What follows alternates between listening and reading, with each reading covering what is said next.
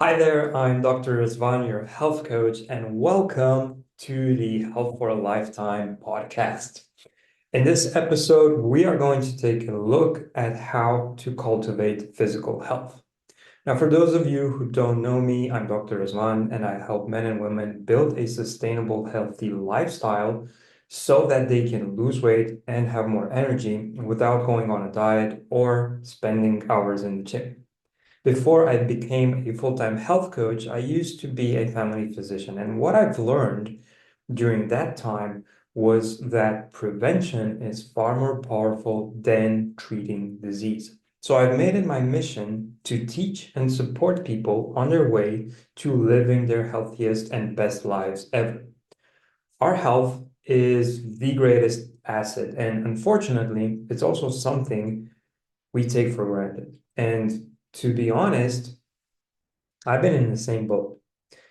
I too took my health for granted only to have it being taken away from me in a blink of an eye by plenty of mountain biking crashes.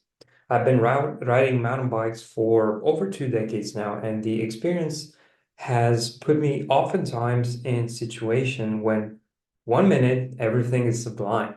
I'm having fun, I'm performing at a high level, and next thing I know, boom, I was at my lowest point ever. I was hurting. I became a liability, ending up depending on others for the most basic tasks. And my life got pretty dark and pretty depressing really fast. And on top of it, I was looking at the long road to recovery and all the work that I had to put in order to get back to where I was, not to mention going beyond my previous highest point. So, fortunately, this experience opened my eyes to the importance of maintaining your health and actively improving it. Some might argue that mountain biking is not the most safest sport, and the better takeaway would be to dial it back or drop it completely. But, I disagree. For me, bike is life, and as I grow older, it's something that I definitely want to keep doing. I consider myself very lucky to have these experiences because they were swift and fortunately, they came very early in my life, and I was pretty young back then. And this really had a profound impact on me, and it helped me want to improve, and it really raised that awareness when it comes to health. Now, the second thing that opened my eyes was as a doctor, I got to see people going down the path of gradual health loss. So slowly, year after year, life and life events were chipping away at their health slowly without people realizing it. First, there's a few kilograms extra on minor aches and pains that tend to go unnoticed or ignored that spiral out to more serious symptoms, which ultimately make way to chronic disease. Chronic disease, which, casts a shadow over one's life and also the lives of those around. So I've been in situations and I had so many conversations with kids, they had either parents or, grandparents that were very ill. And it's really difficult, to see people um, being sick and, the effect this has on the loved ones, So it's not just about you per se, but it's also how your health is impacting those around you. So really, there is this great quote from Hindu scriptures that I really, really enjoy, and that says, the first duty of man is to keep his body in good condition, and for good reason, right? Without health, you cannot do anything worthwhile. You can't start a business, you can't have a family and raise kids, and even enjoy the smallest things that make life worth living. When you are healthy physically, right? You feel confident, you like the way you look, you see yourself in the mirror and you like what you see. You feel secure knowing that whatever the situation, you have the ability to take initiative and deal with any obstacles or challenges that life brings. Your body is not holding you back. And you can also take your mental and spiritual health to a whole new level. Because if the hardware is weak, then advanced software cannot run. So that's why good physical health, in my opinion, opens up the door to so many opportunities in life. Now, I would like to share with you my four pillars to cultivate physical health. And the first one that I would like to start with, and the most important one, I'd say, is prioritizing health. So I hear a lot of people say, hey, Rizwan, look, I don't have time. I don't have time to train, to eat. I've got so many things to do, so I cannot focus on these things. So basically, in other words, health is not a priority. There are things like work or family that come first, and only then maybe, does health come into consideration. And I get it, I totally get it because I'm a busy person too. I got a family with two kids. I run a business, and I genuinely want to do other things as well. So there's actually no such thing as lack of time, only lack of priority. We all get the same 24 hours in the day. What we also get is the power of choice or how we spend those 24 hours. And this is where prioritizing comes in. Basically, prioritizing means setting up an appointment with yourself that you will not miss, right? It's like going to the doctor's office. You have an important appointment and you make sure you're there on time, you don't cancel it, right? So here are my appointments that I make on a weekly basis. First off, set an appointment to move, right? So whether it's walking or practicing the sport, I just make time to get myself off of the chair and start moving. I set an appointment to train, to eat, to shop, and to cook. So these are the things that I almost never cancel. If I have to, I reschedule them, but only under extreme situations do I skip them. So these five things are really a priority and a non-negotiable for me. So again, moving, training, eating, shopping, and cooking. If I get these things dialed in on a weekly basis, then a lot is covered when it comes to health. Now, the second pillar revolves around movement. So basically, our current environment has become incredibly comfortable, and the amount of physical activity needed for daily living has gone down significantly. And the problem with this is that we don't expand so much energy on a daily basis. And at the same time, we have access to high caloric foods. And when we expend less energy and easily consume more calories than we need, it's no surprise that we gain weight easily. So to offset the lack of movement in daily life, we need to get a bit creative and make sure we move enough. And there are two ways I do this. First off, I look for movement opportunities on a daily basis. So for example, if I have to get somewhere, I walk or bike if the situation permits.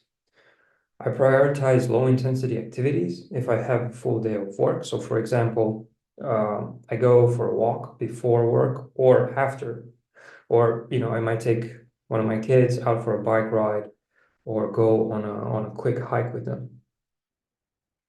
Or, if nothing else works, then I do a 20-minute light workout where I focus on keeping a nice steady pace. So these are usually the things I do when it comes to movement. As I said, I'm trying to keep it fun. I'm trying to keep it simple. It's not high intensity stuff, but it's just trying to look for opportunities on a daily basis so that I move.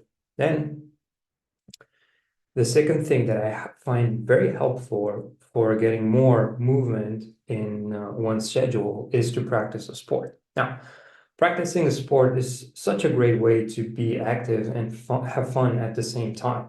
And you don't have to be a professional, right? The goal here is to have fun and enjoy yourself, spend some time with friends or family and just be active. So these are the ways I tend to make time and to prioritize movement in my schedule on a weekly and daily basis. Now, the third pillar when it comes to cultivating physical health has to do with strength and conditioning. Now, strength and conditioning, this is the best way to improve and maintain looks and performance because being strong makes any physical activity easier. So whether it's walking, hiking, carrying things, playing with kids, everything that you do gets a lot easier when you are strong. Conditioning ensures that all your body's systems are working together to produce energy efficiently. So it's not just about having better cardio, it's about making sure your cardiorespiratory system is working together with your nervous system and endocrine system to produce energy and to use it efficiently throughout the day so that you can meet life's demands without crashing or feeling like you don't have enough energy throughout the day. So basically, this is where strength training and conditioning comes in handy because, as I said, it helps you feel better and makes life a lot easier. And really, you are building a body that is more resistant to aging and to disease because when your systems are working properly and they're healthy and strong, your chances of developing metabolic disease like diabetes, high cholesterol, and things like that, they drop significantly. But you need to stimulate your body in such a way that is favorable to preventing these things. So that's why this is where strength and conditioning comes in handy. And lastly, eating enough food. This is our fourth pillar here.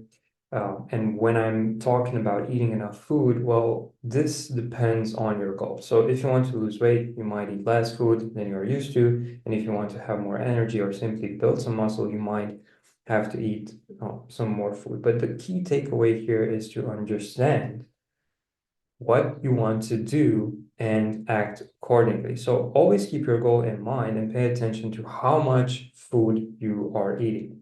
And as a general rule, I tend to prioritize eating unprocessed food most of the time, such as meat and eggs, cheese, vegetables, fruits, seeds, nuts, and healthy carbs such as pasta, whole grain bread, um, potatoes, and so on. So I occasionally do go for pizzas and desserts, but I don't make a big deal out of it. So I spend most of the time eating healthy food, and every now and then I also indulge in more processed foods. But really, my goal is to be healthy, right? Not to get on the cover of a magazine. So when health is your goal, you have more wiggle room, right? You don't have to be so drastic with your diet. So as I said, the goal is to consume predominantly healthy food and minimize consuming highly processed foods. And it really doesn't matter how you do this, whether you cook your own meals or you eat out, you can always make a choice and look to get healthier options wherever you are. Because when you're eating the right amount of food and you're paying attention to the quality, then your body can do its job so that it looks good and performs well. So basically, to wrap things up here, cultivating physical health is essential for a happy and prosperous life. And the way to do this is by first making health a priority, namely setting appointments with yourself around movement, training, eating, and really these appointments are appointments that you will not miss. Then the second pillar is about moving often, and here, it's by doing simple things such as walking or practicing a sport.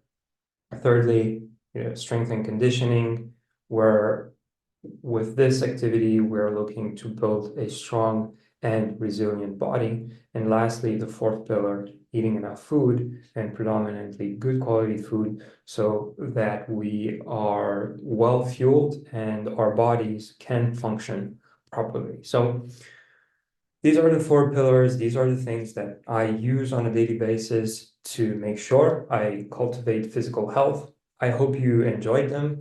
And thanks for being here. Thanks for listening to this first episode. If you liked it, then make sure to visit razvandan.com, or I'll just link the website in the description where you can sign up to the newsletter to get more updates with the following episodes and as well as a lot of great free stuff. So you can go ahead to razvandan.com, check it out, and yeah, I will